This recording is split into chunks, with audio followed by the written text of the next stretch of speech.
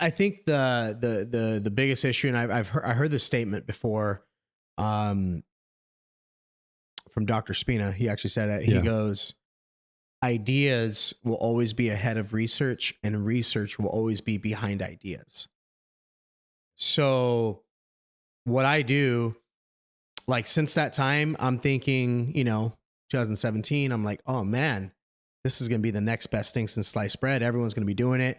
Another big thing I noticed with that type of training, teaching the spine how to be athletic, teaching the spine how to be dynamic, is my injury rates went significantly down.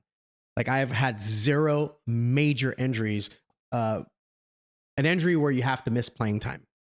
I haven't had any.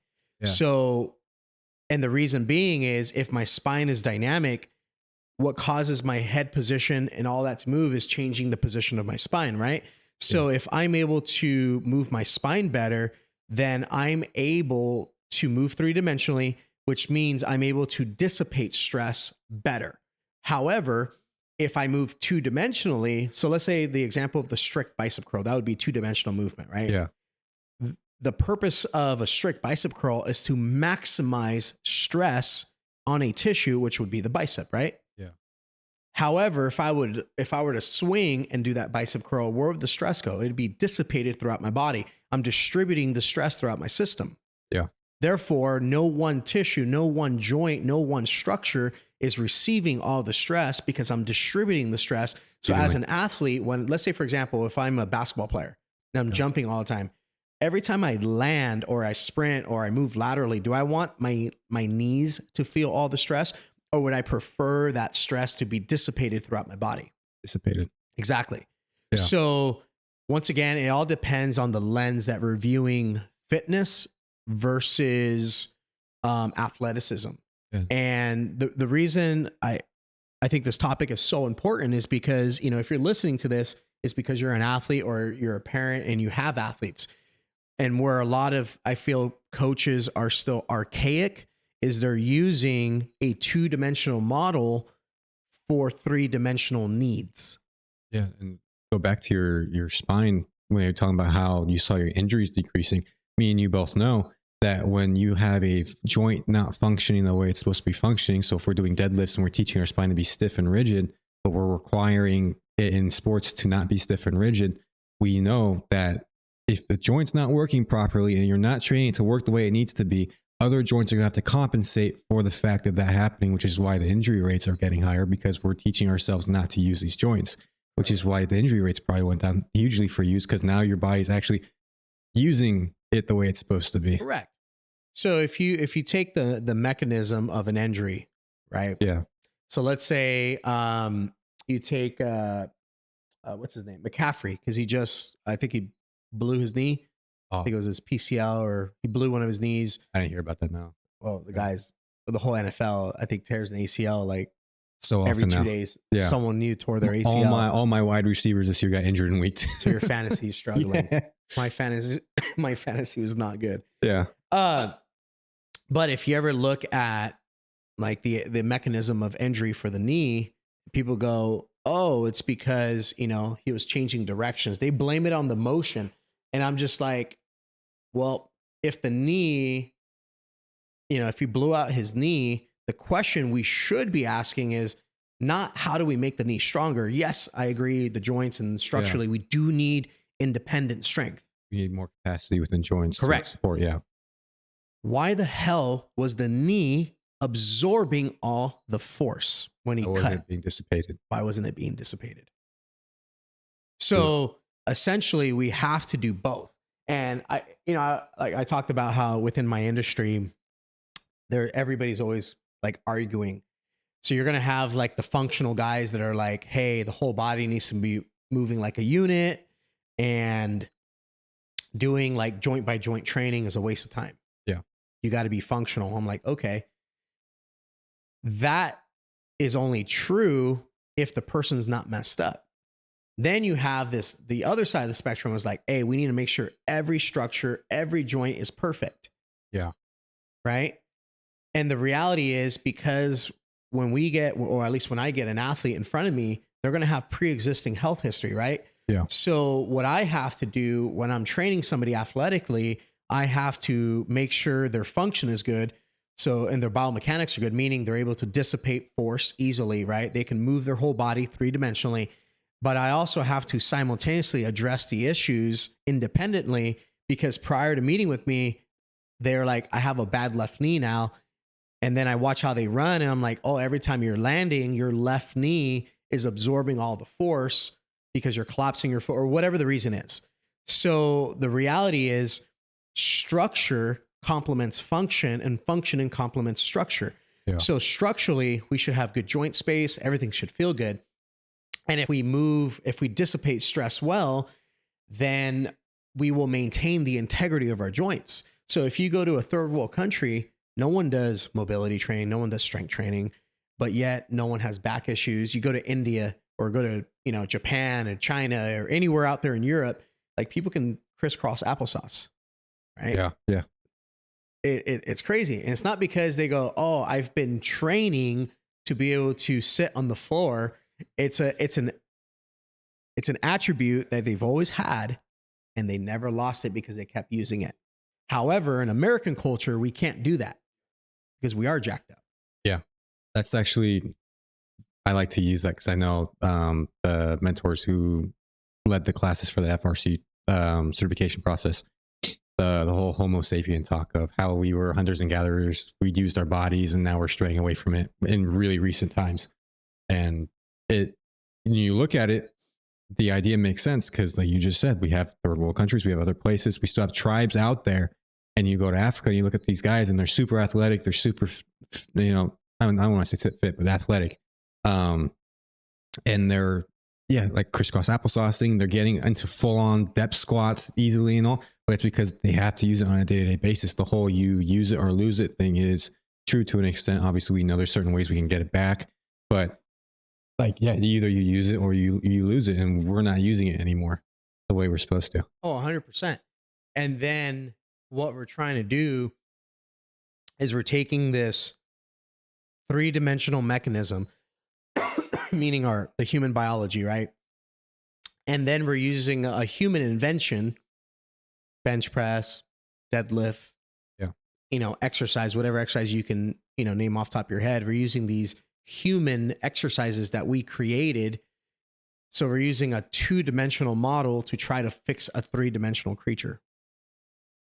And that's why we're having issues. Yeah.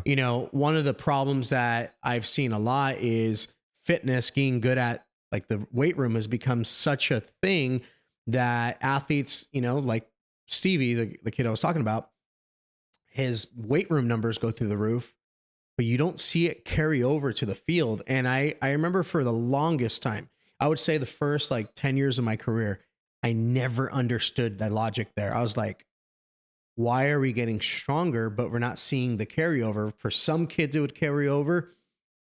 For other kids, it would not. Yeah. So my results, I was training athletes, right? I was training general population as well. And they would get stronger, but it wouldn't always erase their aches and pains. It wouldn't improve their efficiency. And the results were a little inconsistent. Where now my results are consistent across the board. Yeah. And the reason I can say that, I talked about guinea pigging myself. Yeah. Well, I remember years ago, I had this gentleman named Kevin that I was training, and he was asking me oh, Henry, he is 65 at the time or in his 60s. And he goes, do you enjoy training us old guys, as much as you enjoy training the younger athletes? They can do more. Yeah. And I told him, I said, hey, Kevin, I said, training you is way more impressive than me training a collegiate or even a professional athlete. And he goes, how does that make sense? I said, you're 65 years old and you're sprinting. Yeah. How many 65-year-olds, 55-year-olds, 45-year-olds do you know that can actually sprint? He thought about it. He goes, I don't know anybody. He started thinking about all his friends. He goes, I can't even think of one. Yeah. I said, that's impressive. I said, now if it works on him who's 65, what's going to happen if I did it on a 16-year-old? It's going to work even better. Correct. So, and I was using the spinal engine theory with him. Yeah. Um, so so to kind of recap everything we kind of talked about today, what's the difference between fitness and athleticism? Athleticism, you're always going to have a bias towards movement. Fitness, you're having a bias towards health. Yeah. Simple as that. With athleticism, health is always working in the background because sports, like throwing a baseball, there's nothing healthy about that. Doing jiu-jitsu, awful for your body. I love jiu-jitsu, but the amount of issues I've had and injuries, and it's not good. Like sports in general, you can't find me a sport and I'm going to find you a host of injuries, repetitive overuse injuries. So even if you're an athlete, I'm not saying don't do fitness, don't be healthy. That's stupid, right? Yeah. It should be, how do I improve my movement while maintaining my health in the background? So fitness should always be working in the background of athletic development. Focused on longevity. Focus on longevity. Yeah. So I actually have one question for you before we do finally wrap it up. So we have the weight room. We talked about 2-dimensional and all. We know we've talked about this in the Q&A a little bit, right? We have coaches, we have all these things, and they're throwing us in the weight room. I remember that's how I got my injury, was in the weight room. And we're doing 2-dimensional movements and sometimes complex 2-dimensional movements inside of an area without proper teaching on form. And even if it is, it might not be the correct form. So now, because we're talking about athletes and hopefully they're hearing this, what can you give them advice-wise when they're getting thrown into the weight room? What can they start doing and focusing more on? And how can they discuss it with the coach if maybe they don't want to do specific things? So that would go back to the pyramid I talked about, how I always go human, athlete, skill.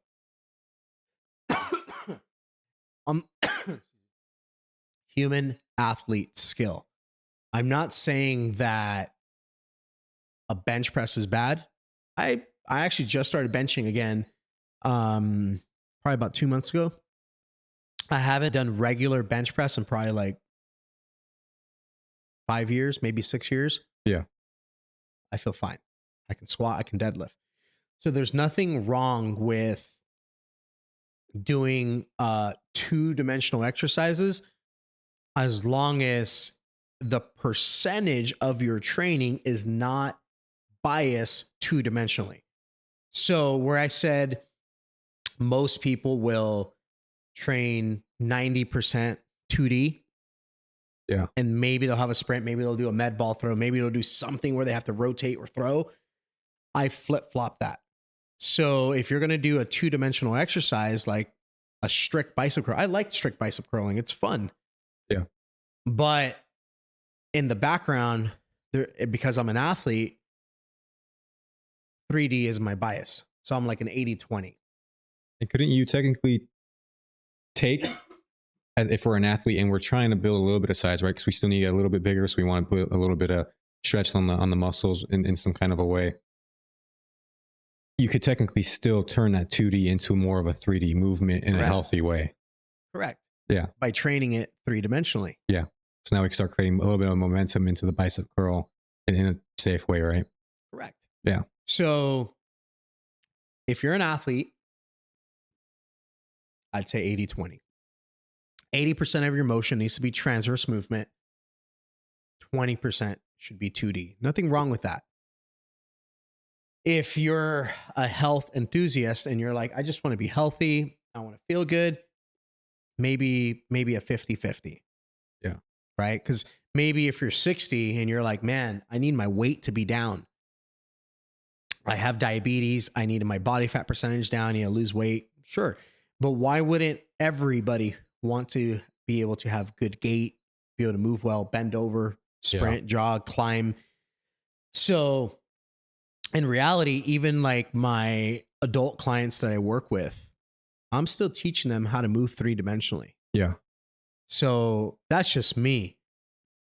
If you want to, unless you say, hey, I'm training for this bodybuilding competition. But then again, I'll be the first to say, if you're working out and you're being consistent, I don't give a crap what you're doing. you're badass to me. You're Yeah. awesome. Like you're in the gym, you're working. There's people at home sitting on the couch, working their thumb dexterity, and they're not doing anything. Yeah. Like, so I would never say that, man, like you're doing it wrong. Like everybody in the fitness industry, they always have this right and wrong, and I can't stand it. I understand, and that comes from guys like me. You know, here's the right way. You know, you'll see the Instagram video, Yeah. like right way has like a check, and it's like wrong way to squat, and it has like an X.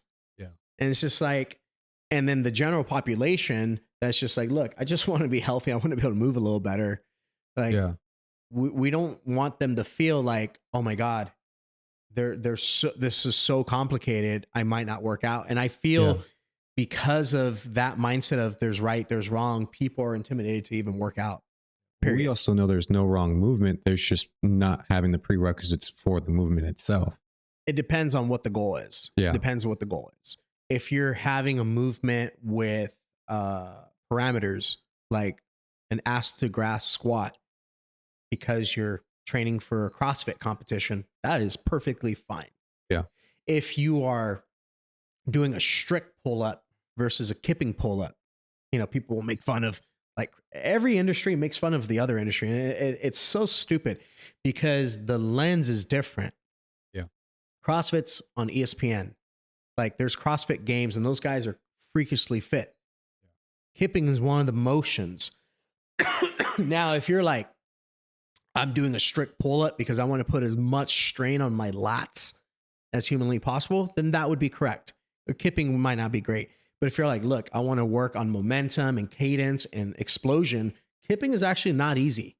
For Yeah. all these people that kipping is bad, making fun, go try it.